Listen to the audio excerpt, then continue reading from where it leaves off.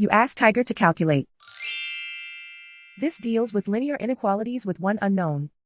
The final result is r equal or greater than -5. Let's solve it step by step. Isolate the r. Divide both sides by -10.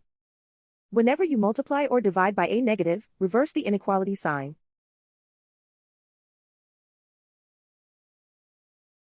Cancel out the negatives.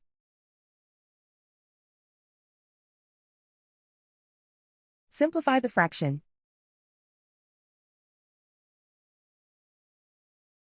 Move the negative sign from the denominator to the numerator.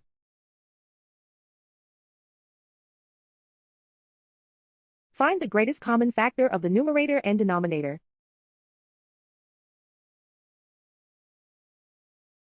Factor out and cancel the greatest common factor.